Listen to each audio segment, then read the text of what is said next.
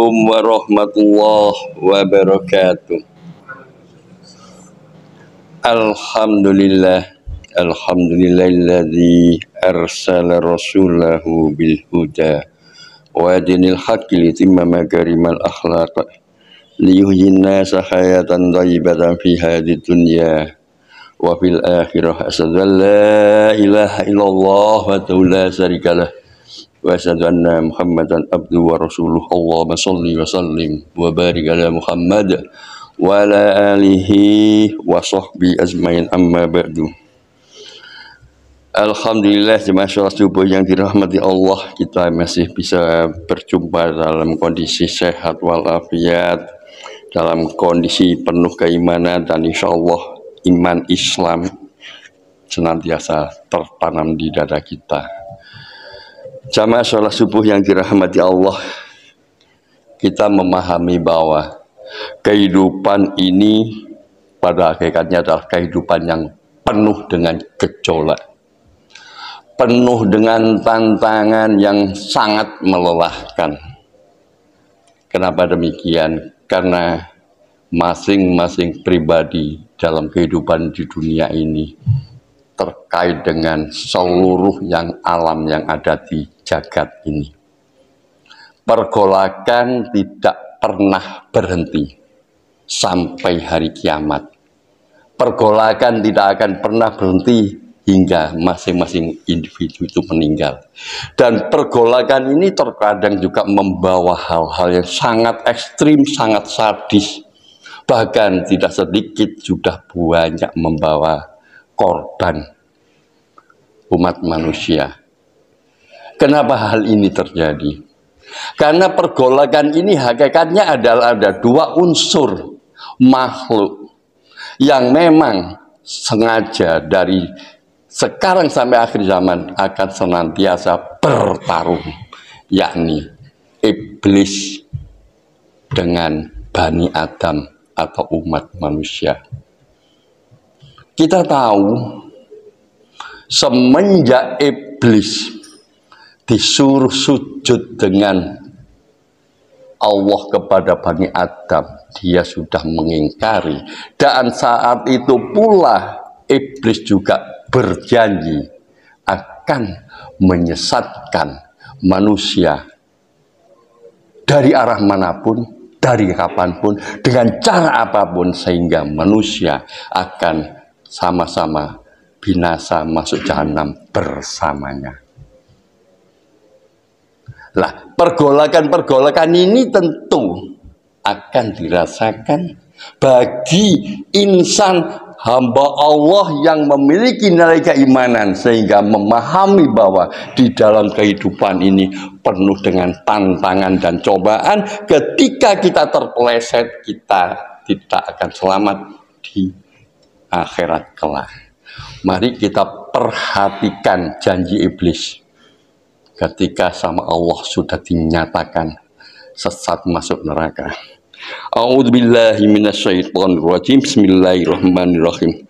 Qala rabbi bima aghwaytani la uzayyananna lahum fil ardi wa la ughwiyannahum ajmain. Jadi qala rabbi bima aghwaytani la uzayyinanna lahum fil ardi wa la ughwiyannahum ajmain. Iblis berkata, wahai Rabbku, oleh sebab engkau telah memutuskan bahwa aku sesat, pasti aku akan menjadikan mereka memandang baik perbuatan maksiat di muka bumi, dan pasti aku akan menyesatkan mereka semua. Al-Hijr ayat 39. Kemudian iblis juga menegaskan kembali, qala fabi izzatika la ughwiyannahum ajmain. Iblis berkata, demi kekuasaanmu aku akan sesatkan mereka semua. Tapi ada satu yang tidak bisa disesatkan, dan iblis pun mengakui, illa ibadaka minhumul mukhlasin, kecuali hamba-hambamu yang mukhlis di antara mereka.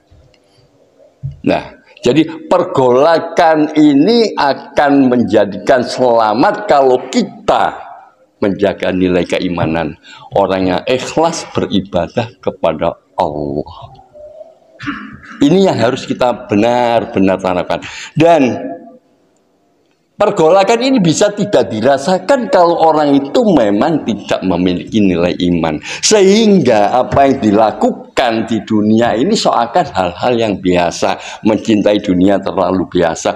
Bermain wanita tanpa mengenal dosa, tanpa mengenal lelah, memiliki harta digunakan untuk maksiat. Mereka tidak merasakan sebuah pergolakan. Tetapi nilai keimanan yang ada di dalam dada itu tentu akan merasakan bahwa betapa beratnya tantangan hidup. Bukan tantangan mencari nafkah, tapi tantangan menjaga akidah dan konsisten dalam ibadah. Karena lawan yang dihadapi adalah lawan yang tidak kelihatan, yang senantiasa membisikkan di dalam dada kita agar kita terpeleset dari jalan yang diridhoi Allah. Dan kita harus paham, cara iblis itu bisa banyak cara menggunakan, menyesatkan, mencintai dunia, mengejar kekayaan sehingga lupa akan jalan ibadahnya, mencintai wanita, lupa jika bahwa dia juga akan berpisah sehingga ibadahnya berkurang.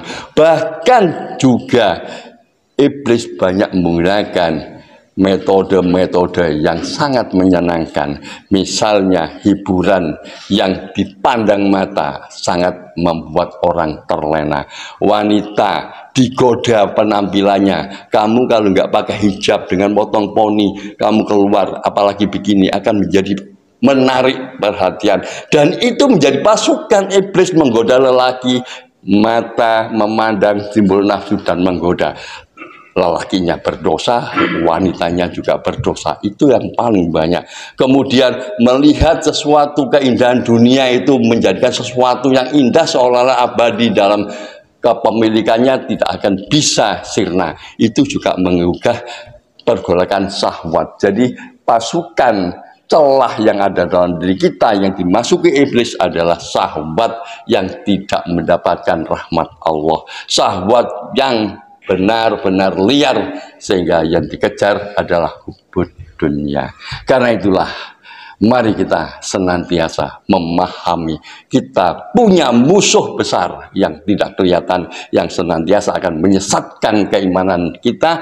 Kita harus tahu itulah iblis dan pasukannya, sehingga kita harus menjaga akidah kita. Kita harus konsisten dalam ibadah, kita harus senantiasa saling mengingatkan jika di antara saudara kita sudah mulai ada pelemahan dalam peningkatan ibadah atau ketidakhadiran ke masjid, kita datangi, mungkin barangkali sedang lalai atau terlena, kita ingatkan, inilah hidup di dalam berjamaah. Kalau iblis akan menyesatkan kita semua, kita melindungi bukan hanya diri kita, tapi saudara kita, keluarga kita, dan handai taulan, serta teman-teman yang satu jamaah ini saling mengingatkan. Itulah yang bisa saya sampaikan. Semoga bermanfaat. Aku qouli hadza wa astaghfiruhu innahu wal ghafurur rahim.